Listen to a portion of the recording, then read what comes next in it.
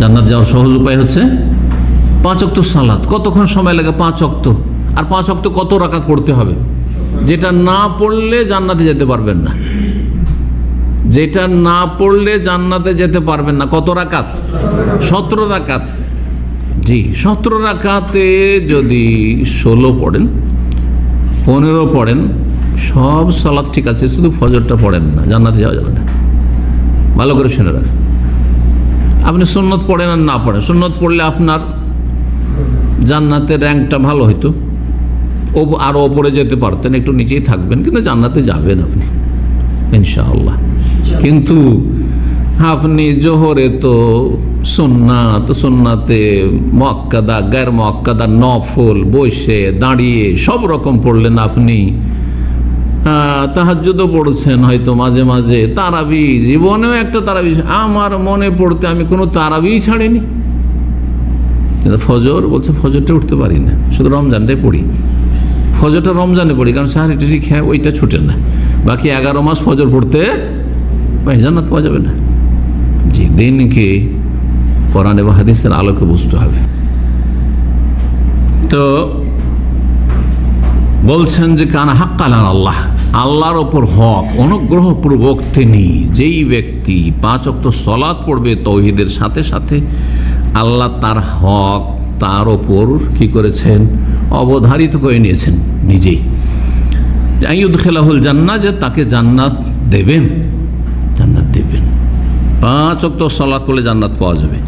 নবী সাল্লাল্লাহু আলাইহি সাল্লামের আরেকটা হাদিস রয়েছে সহিহ মুসলিমে, এক ব্যক্তি আসলো, এসে জিজ্ঞেস করছে, ইয়া রাসূলুল্লাহ আরাআইতা, আচ্ছা বলুন তো, ইজা সাল্লাইতু সালাওয়াতিল মাকতুবাত, আমি যদি ফরজ সালাতটা পড়ি। এই লোকটি কিন্তু সুন্নতের কথা বলেননি, ফরজ সালাত পড়ি। অসমত রমজান, রমজান মাসের শুধু সিয়াম, সারা বছর কোনো সিয়াম, না আরাফা না আশুরা, কোনো সিয়াম নেই। রমজান মাসের সিয়াম পালন করলাম। ও আহলালতুল হালাল ও হারামতুল হারাম, হালালকে হালাল মনে করলাম আর হারামকে হারাম মনে করলাম। এটা অবশ্যই, না হলে কুফর। কেউ যদি হালালকে হারাম করে আর হারামকে হালাল করে, দুটোই কুফর। যেমন কেউ যদি বলে সুদ হালাল, ব্যবসা হালাল, সুদ হালাল, তাহলে সে কাফের। ঠিক ওই রকমই কিন্তু এই জন্য সূরা তাহরিম, একটি সূরার নাম কি? সূরা তাহরিম। আল্লাহ কি বলেছেন ওখানে? ইয়া আইয়ুহান নাবিয়্যু, শুরুতেই, লিমা তুহাররিমু মা আহাল্লাল্লাহু লাক, তুমি কেন হারাম করছো সেটাকে যেটা আল্লাহ হালাল করেছে। তাবতাগি মারযাতা আজওয়াজিক, তোমার স্ত্রীদেরকে সন্তুষ্ট করতে গিয়ে না, কাউকে সন্তুষ্ট করতে গিয়ে আল্লাহ হালাল করলেন তোমার জন্য মধু, আর তুমি হারাম করে নেবে কেন? জি, তো বলছেন সাহাবী, আমি হালালকে হালাল মনে করলাম, হারামকে হারাম মনে করলাম, মানে আল্লাহ যা হালাল করেছেন আমার জন্য হালাল, আল্লাহ যা হারাম করেছেন হারাম, এটা বিশ্বাস করি আমি। ওয়ালাম আজিদ আলা যালিকা শাই, এর বেশি কিছুই করলাম না। তখন হজ ফরজ হয়নি, সেজন্য হজের কথা আসেনি। গরিব মানুষ, তার জাকাত ফরজই নেই, হ্যাঁ, সেজন্য জাকাতের কথা নেই। তাহলে কি গরিবের ফরজ হচ্ছে তাওহীদের পরে 1 নম্বর তাওহীদ, লা ইলাহা ইল্লাল্লাহ, শাহাদাত, সে কলমা পড়েছে, মুসলিম হয়েছে বা জন্মসূত্রে মুসলিম, 5 ওয়াক্ত সালাত পড়ে, যে সাল্লাইতু সালাওয়াতুল মাকতুবা, আর রমজান মাসে সিয়াম পালন করে, 5টা যে ইসলামের ফরজের মধ্যে 3টি পালন করে, লা ইলাহা ইল্লাল্লাহর শাহাদাত আছে, আর 5 ওয়াক্ত সালাত আছে, রমজান মাসের সিয়াম আছে। হালালকে হালাল জানি আর হারামকে হারাম জানি, এর বেশি কিছুই করলাম না। আদখুলুল জান্নাহ, আমি কি জান্নাতে যেতে পারবো? কি বলছেন রাসূলুল্লাহ সাল্লাল্লাহু আলাইহি ওয়াসাল্লাম? কারণ না, হ্যাঁ অবশ্যই। কত সহজ তাহলে জান্নাত। অনেকেই 5 ওয়াক্ত সালাত পড়ে কিন্তু পাপেও জড়িয়ে আছে, ভাষাও ঠিক হয়নি, চরিত্র ঠিক হয় না, বিভিন্ন অন্যায় পড়ে আছে। কারণ সালাতে তার রূহ নেই, সালাতে তার জান নেই, খোঁড়া সালাত, খোঁড়া নামাজ পড়ে, যার ফলে ফলাফল ভালো না। এখন ওই সাহাবী শোনার পরে বলছে, হ্যাঁ জান্নাত পেয়ে যাবো, এত সহজ জান্নাত, সুবহানাল্লাহ। বলছে ওয়াল্লাহি, আল্লাহর কসম করে বলছে, লা আজিদু আলা যালিকা শাইআন, আপনি যা বলে দিলেন এর বেশি আর কিছুই করব না, ব্যাস এটাই করে তো জান্নাত পেয়ে যাবো। বেদুইন, মোটা খায় মোটা বুঝে। জি, ইসলাম সহজ, সকল স্তরের মানুষের জন্য। আবু বকর সিদ্দিক নাম কোত্থেকে পেলেন? বলে, চিন্তা করেন কোত্থেকে নাম পেলেন? যখন মেরাজ থেকে ফিরে আসেন রাসূলুল্লাহ সাল্লাল্লাহু আলাইহি ওয়াসাল্লাম, কাফেররা আবু বকরকে মুরতাদ বানাবার জন্য গিয়েছিল। যারা আবু বকর, জানো তুমি তো খুব বিশ্বাস করছো মোহাম্মদকে, খুব বিশ্বাস করছো তুমি, না, অন্ধ ভক্তি তোমার, জানো কি বলছে জানো? আরে এতদিন তো বলতো জমিনের কথা, এখন বলছে 7 আকাশ থেকে ফিরে এসছে। 7 আকাশের ওপর থেকে নাকি এই রাতে ভ্রমণ করে চলে এসছে। কেমন লাগে তোমার কথাটা? জিজ্ঞেস করছে মক্কার কাফেররা যে আবু বকর তোমাকে কেমন লাগে কথাটা, এটা কি বিশ্বাসযোগ্য? তখন কি বলছেন তিনি? এখনো জানতে পারেননি কিন্তু বলছেন নবী সাল্লাল্লাহু আলাইহি ওয়াসাল্লাম বলেছেন নাকি? বলছে হ্যাঁ বলছে তো। যদি তিনি বলে থাকেন তাহলে আমি প্রথম বিশ্বাস করি। ব্যাস আমি ওইটাই বলছি যে আমি কোরআন এবং হাদিস বুঝি না, সাধারণ মানুষ, কিন্তু কোরআন এবং হাদিসে যদি থাকে আমি বিশ্বাস করি, আমি বিশ্বাস করি। মুসলিম সিদ্দিক আমি। সুবহানাল্লাহ, দিন এত সহজ।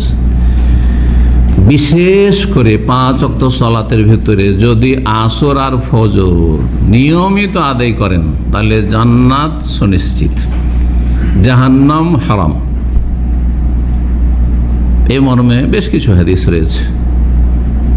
সহিহ বুখারী হাদিস, নবী সাল্লাল্লাহু আলাইহি ওয়াসাল্লাম ছোট্ট হাদিস, মান সাল্লাল বারদাইন দাখালা জান্নাহ। যেই ব্যক্তি 2 ঠান্ডার সময়ের সালাত আদায় করবে, 2 ঠান্ডার সালাত মানে ঠান্ডার সময়ের সালাত আদায় করবে, সেই ব্যক্তি জান্নাতে যাবে, জান্নাতে প্রবেশ করবে।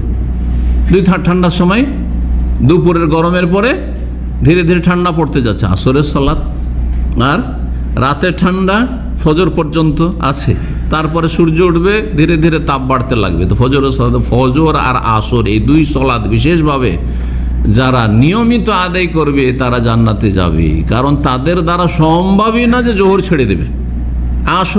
আসর পড়ে আর মাগরিব ছুটে যাচ্ছে, এশা ছেড়ে দিচ্ছে, এমনটা হয় না।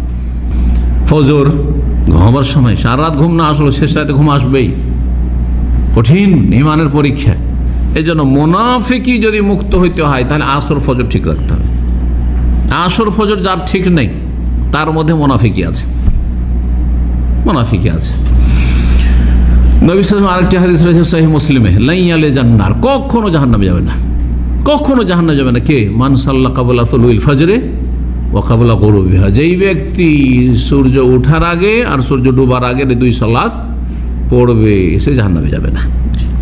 জান্নাতে যাওয়ার সহজ উপায়, আল্লাহর সন্তুষ্টির জন্য যদি মসজিদ তৈরি করতে পারে, মসজিদ তৈরি করতে হবে, কিন্তু সমস্ত নেক আমল, সেগুলি ফরজ হোক, ওয়াজিব হোক, নফল হোক, সুন্নত মুস্তাহাব হোক, আল্লাহ সন্তুষ্টি অবশ্যই সেখানে থাকতে হবে।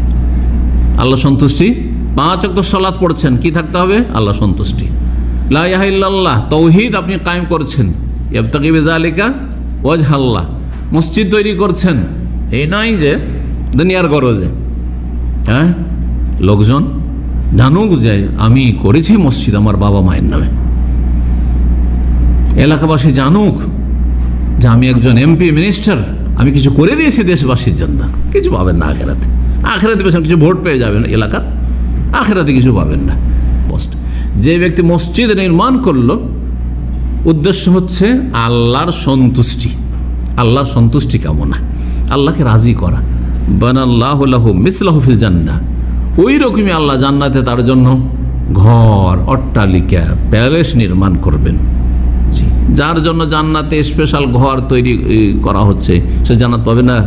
তাহলে অলরেডি সে জান্নাতি, আর তারপর জান্নাতে স্পেশাল ঘর তার জন্য, যেহেতু সে এই মুস্তাহাব কাজটি কখনো কখনো, অধিকাংশ ক্ষেত্রে হয়তো মসজিদ তৈরি করা সুন্নাত মুস্তাহাব কাজ, কিন্তু যেখানে ফরজ মসজিদে একেবারে নেই, জরুরি একটা গ্রামে একটা মসজিদ লাগবে, তখন ফরজ গ্রামবাসীর জন্য ফরজ, সবার জন্য ফরজ, ফরজে কেফায়া, ফরজে কেফায়া, সবার জন্য চাঁদা দেওয়া ফরজ হয়তো প্রয়োজন নেই, কিন্তু ফরজে কেফায়া যেমন গ্রামে 100টা বাড়ি রয়েছে, 100 জন বাস করে, তার মধ্যে যদি 10-20 জন মিলে চাঁদ বা একজনই বানিয়ে দিয়ে দিল যে তোমাদের গোটা গ্রামবাসীর জন্য আমি মসজিদ বানিয়ে দিই, ফরজে কেফায়া আদায় হলো। তাহলে বোঝা যায় ফরজে কেফায়া 1-2 দ্বারাও যদি আদায় হয়ে যায় তবুও আদায় হয়ে যাবে। মসজিদ নির্মাণ করলে জান্নাত পাওয়া যাবে। 5 নম্বর উপায় জান্নাতে, সেটা হচ্ছে এতিমদের লালন পালন।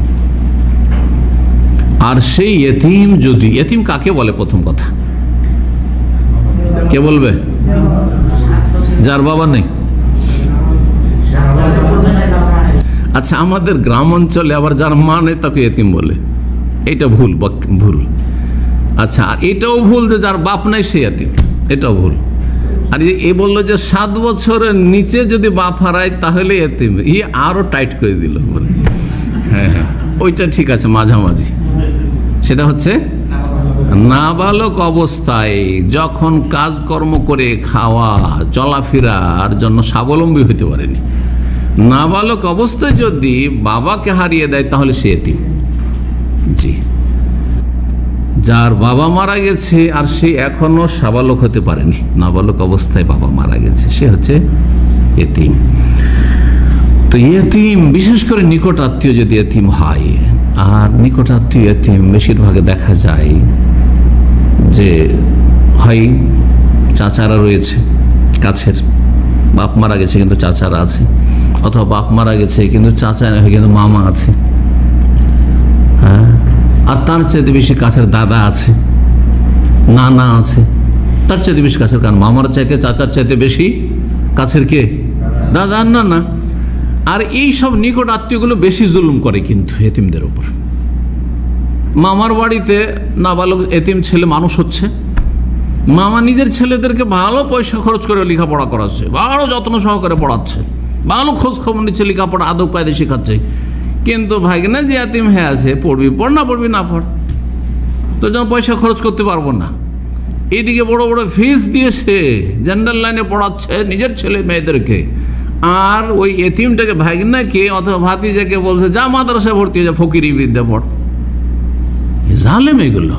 তো অধিকাংশ জুলম অত্যাচারগুলি এই নিকট আত্মীয়রা করে থাকে, এদের দায়িত্ব অনেক বেশি।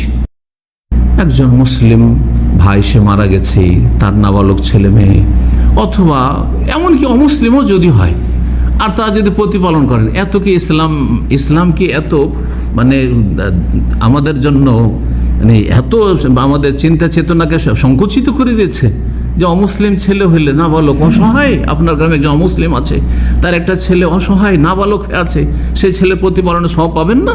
অবশ্যই পাবেন। এতিমের প্রতিপালন সম্পর্কে সহিহ বুখারীর হাদিস রয়েছে, রাসূলুল্লাহ সাল্লাল্লাহু আলাইহি ওয়াসাল্লাম বলছেন, আনা আমি ওয়া কাফিরুল ইয়তিম, আর যেই ব্যক্তি ইয়তিমের কেফালতের দায়িত্ব নেয়, কেফালত মানে তার ভরণ পোষণ পরিচর্যা যেসব প্রয়োজন রয়েছে এগুলি যে দায়িত্ব নিল, হাকাজা এইভাবেই থাকবো, এইভাবে জান্নাতে ফিল জান্নাতে হাকাজ, আনা ওয়া কাফিরুল ইয়তিমে ফিল জান্নাতে হাকাজ, আমি এবং ইয়তিমের দেখাশোনা করার যে দায়িত্ব নেবে এইভাবে আমরা দুইজন থাকবো, আমার প্রতিবেশী হবে। দুটো আঙ্গুলকে পাশাপাশি এরকম এসে বললেন, আর দুটোকে এইভাবে করলেন যে এই যে কাছাকাছি দেখো এরকম, আর দুটো যে একটু সামান্য ছোট বড় আছে, এইরকম কাছাকাছি হবে যারা এতিমের দেখাশোনা করবে। এতিমের দেখাশোনা করলে জান্নাতের আপনি জামানত পেয়ে গেলেন। জান্নাত লাভের জন্য চেষ্টা করবেন, এতিম অথবা বিধবা কিছু কিছু চেষ্টা করবেন, আর একজন করে চেষ্টা করবেন। এবং যদি দেখেন যে আমার কোনো দোয়া করি কিন্তু চোখে পানি আসে না, মনটা নরম হয় না, মনটা শক্ত হয়ে থাকছে, অন্তরটা শক্ত হয়ে থাকছে, এমন হাদিস রয়েছে, এতিমকে আদর করেন, এতিম বাচ্চা রয়েছে কোলে নেওয়ার মতো থাকলে কোলে নেবেন, আর যদি কোলে নেওয়ার মতো না, বড় হয়ে গেছে তাহলে একে কোলে নেওয়া যাবে না, তাহলে কমপক্ষে ওকে ডেকে আদর করবেন, ওর মাথায় হাত বুলাবেন, গায়ে হাত বুলাবেন, একটু আদর করবেন, হ্যাঁ, দেখবেন যে অন্তর নরম হবে। ইমসাহ রাসাল ইয়তিম, নবী সাল্লাল্লাহু আলাইহি ওয়াসাল্লাম বলছেন, ইয়তিমের মাথায় হাত ফিরাবে, এতে তোমার অন্তর নরম হবে। জি, আল্লাহ রাব্বুল আলামিন যেন আমাদের সকলকে তৌফিক দান করেন। 6 নম্বর জান্নাতে যাওয়ার সহজ উপায় সেটি হচ্ছে জবান এবং লজ্জা স্থানের হেফাজত করা। দুটোই জাহান্নামে নিয়ে যায়। এই জিহ্বা জাহান্নামে নিয়ে যায় কুফরি কথা বললে, শিরকি কথা বললে, হ্যাঁ, অশ্লীল কথা বললে, আর লজ্জা স্থান জাহান্নামে নিয়ে যায় জেনা ব্যভিচার সমকামিতায় লিপ্ত হইলে, অশ্লীলতায় লিপ্ত হইলে। মাইয়াজমানু লিমা বাইনা লাহইয়াইহি ওয়া মা বাইনা রিজলাইহি, কোন ব্যক্তি যদি দায়িত্ব নিতে পারে, জামানত নিতে পারে 2 ঠোঁটের মাঝখানের এবং 2 পায়ের মাঝখানের, 2 রানের মাঝখানের, আজমানুল্লাহুল জান্নাত, তার জন্য আমি জান্নাতের দায়িত্ব নিয়ে নিলাম। আল্লাহু আকবার, জান্নাতের দায়িত্ব নিয়ে নিলাম। দিনের জ্ঞান অর্জন করা, এই যে আপনারা রাস্তায় যদি একটু আপনি ধান্দা করতেন, অন্যরা যেমন ধান্দা করছে, তো 25-50 রিয়াল হয়তো ইনকাম হয়ে যেত, সব কিছু ছেড়ে দিয়ে এত ক্লান্তি সারাদিনের, আর তারপরে এসে এখানে এসে হাজির দিন শেখার জন্য। এই ফজিলত আপনাদের মতো যারা দিন শিখছে, এবং দিন শেখার কোনো বয়স নেই যে এই বয়সে সীমিত না। আমিও দিন শিখছি, আপনারা মনে করেন যে আমি পড়ি না, আপনাদের সাথে আমি অনেক বেশি পড়ি। আমার অফিসে 8 ঘন্টায় যদি বক্তব্য না থাকে বাকি সময়টাই পড়া। আমি তো আল্লাহর শুকরিয়া আদায় করি যে আল্লাহ আমাকে এমন একটা ডিউটি দিয়েছেন যেখানে আমাকে লেখাপড়া করা ছাড়া, তার কি লেখাপড়া করি? আমি কোরআন হাদিস লেখাপড়া করি। কোরআনে ও হাদিস হচ্ছে মূল, আর কোরআন হাদিসের সহযোগে যেসব এলেম রয়েছে সেসব এলিমে চর্চা করি। আর আমার কাজ এছাড়া অন্য কোনো কাজ নেই। হ্যাঁ, অন্য আর একটা কাজ বেড়েছে, সেটাও এলেম। হয় এলেম শিখা, আর না হলে এলেম কাউকে দেওয়া। তো আল্লাহ রাব্বুল যেন বরকত দান করেন। এইটা সৌভাগ্য, এটা আলহামদুলিল্লাহ, আলহামদুলিল্লাহ যে যাদেরকে আল্লাহ তৌফিক দিয়েছেন। এবং এলেম যতই শিখেন না কেন, সামান্য এলেম রয়েছে, এলেম শিখার ফজিলত সহিহ মুসলিমের হাদিস রয়েছে। সহিহ মুসলিম, মান সালাকা তারিকান, কেউ যদি রাস্তায় হাঁটে, বাড়ি থেকে যে হেঁটে আসছেন, বাসা থেকে হেঁটে আসছেন, যেই জায়গাতেই হোক না কেন, হেঁটে আসেন আর গাড়িতে আসেন, দুটোকেই সামিল। সালাকা মানে শুধু পায়ে হাঁটার নয়, উদ্দেশ্য এলতামেসো ফিহে এলমান, এলেম শিখার জন্য। যেই ব্যক্তি এলম শিখার জন্য রাস্তা চলবে, সাহার আল্লাহ লাহু বিহি তারিকান ইলাল জান্নাহ, তার জন্য জান্নাতের রাস্তাকে আল্লাহ সহজ করে দেবেন। জান্নাতের রাস্তায় এই সৌভাগ্য কার হয়? আল্লাহ যাকে তৌফিক দেয় তারই হতে পারে। 9 নম্বর হচ্ছে মুয়াজ্জিনের আজানের জবাব দেওয়া। যা মুয়াজ্জিন বলবে তাই বলবেন, একমাত্র হাইয়া আলাস সালাহ হাইয়া আলাল ফালাহ কি বলবেন? লা হাওলা ওয়ালা কুওয়াতা ইল্লা বিল্লাহ, লা হাওলা ওয়ালা কুওয়াতা ইল্লা বিল্লাহ। যখন সালাতের জন্য এসো, ফালাহর জন্য, মুক্তির জন্য এসো, তখন বলবেন লা হাওলা ওয়ালা কুওয়াতা ইল্লা বিল্লাহ, আল্লাহ ক্ষমতা দিলে আসছি, আল্লাহ ক্ষমতা দিলে আসছি, এই জন্য এটা বলা। জি, যদি এটা বলেন তাহলে কি হবে? জি, নবী সাল্লাল্লাহু আলাইহি ওয়াসাল্লাম বলছেন, মান কালা মিসলা মা ইয়াকুলুল মুয়াজ্জিন মিন কলবিহি, যেই ব্যক্তি মুয়াজ্জিনের মতো বলবে, মুয়াজ্জিন যেভাবে আজান দিল ওইভাবে বলবে, দাখালা জান্নাহ, সে জান্নাতে যাবে। সহজ? মুশকিল? কতক্ষণ লাগে? যতক্ষণ আজান হয়েছে। এমনিতে চুপচাপ নীরব না বসে থেকে আর এদিক সেদিক না করে 1 মিনিটের জন্য থেমে যান আর আজানের জবাবটা দিয়ে দেন, দাখালা জান্নাহ, জান্নাতে যেতে পারে। সহিহ মুসলিমের হাদিস 578 নম্বরে, আবু দাউদেও রয়েছে। 11 নম্বর হচ্ছে ছোট্ট একটি দোয়া, ছোট্ট একটি জিকির। আর এটা শুধু আজানের সময় না, আজানের সময় পড়াও রয়েছে। আশহাদু আন্না মুহাম্মাদুর রাসূলুল্লাহর পরে পড়াটাই হচ্ছে বেশি উত্তম আর বেশি সূক্ষ্ম, গবেষণা ভিত্তিক, কিন্তু আমার দেশে ওর উপর আমল নেই। এমনকি আহলে হাদিসরাও অনেকেই জানেন না এটা। কি করে? আজান শেষে পড়ে, রাদিতু বিল্লাহ রাব্বান ওয়া বিল ইসলামি দীনান ওয়া বি মুহাম্মাদিন সাল্লাল্লাহু আলাইহি সাল্লাম নবিয়ান ওয়া রাসূলান। আবু দাউদের 1306 নম্বর হাদিস, মান কালা, যে ব্যক্তি বলবে রাদিতু বিল্লাহি রাব্বা, আল্লাহর ওপর আমি সন্তুষ্ট, তাকে রব হিসাবে পেয়ে যায়, আমি রব মানতে পেরেছি, আল্লাহ আমার মালিক, রব। অবিল ইসলামে দিন, আর ইসলাম যে পেয়েছে আমার জীবন বিধান হিসাবে, এতে আমি সন্তুষ্ট। আমার মনে সবচেয়ে বড় শান্তি যে আমি একজন মুসলিম, ইসলাম আমার দিন। অবে মুহাম্মাদিন, মুহাম্মদ সাল্লাল্লাহু আলাইহি ওয়াসাল্লামকে পেয়েছি আমার নবী রাসূল হিসাবে। ওয়াজাবাত লাহুল জান্নাহ, তার জন্য জান্নাত অবধারিত হয়ে যাবে, নবী সাল্লাল্লাহু আলাইহি ওয়াসাল্লাম বলেছেন। জি, তাহলে এই জিকির যেমন আজানে রয়েছে, ওই রকমই এই হাদিস কিন্তু আজানের সাথে সম্পৃক্ত নয়, যে কোনো সময় পড়তে পারে, চলতে ফিরতে, উঠতে বসতে, রাস্তাঘাটে ফিরে আছেন। রাদিতু বিল্লাহি রাব্বান ওয়া বিল ইসলামি দীনান ওয়া বি মুহাম্মাদিন সাল্লাল্লাহু আলাইহি ওয়াসাল্লাম নবিয়ান ওয়াজাবাত লাহুল জান্নাহ। 3টি কথা বলে জান্নাত ফরজ হয়ে গেল, কারণ আপনি মেনে নিয়েছেন যা মানতে হয়। আল্লাহর দিনকে মেনে নিয়েছেন, রবকে মেনে নিয়েছেন, হ্যাঁ, এবং নবীকে মেনে নিয়েছেন। ব্যাস, কবরে যে মুনকার নাকির সওয়াল হবে, সেই উত্তরগুলি তো আপনি মেনে নিয়েছেন, সেগুলো, হ্যাঁ, সে প্রশ্নগুলো হবে, আপনি কবুল করেছেন। আপনি শাইখের আলোচনা থেকে আমরা জানতে পারলাম জান্নাত লাভের মূল চাবিকাঠি হল তাওহীদের সাথে নিয়মিত 5 ওয়াক্ত ফরজ সালাত আদায় করা, বিশেষ করে ফজর ও আসর নামাজের প্রতি বিশেষ গুরুত্ব দেওয়া। তিনি আরও বুঝিয়েছেন, শুধু ইবাদত নয়, হালাল হারাম মেনে চলা, চরিত্র ও জিহ্বা সংযত রাখা, এতিমের যত্ন নেওয়া এবং দ্বীনের ইলম অর্জন করাও জান্নাত পাওয়ার একটা বড় মাধ্যম। সবচেয়ে বড় শিক্ষা হল প্রতিটি আমল যেন একমাত্র আল্লাহর সন্তুষ্টির জন্য হয়, তবেই জীবনের প্রতিটি কাজ আখিরাতের সফলতায় রূপ নেবে।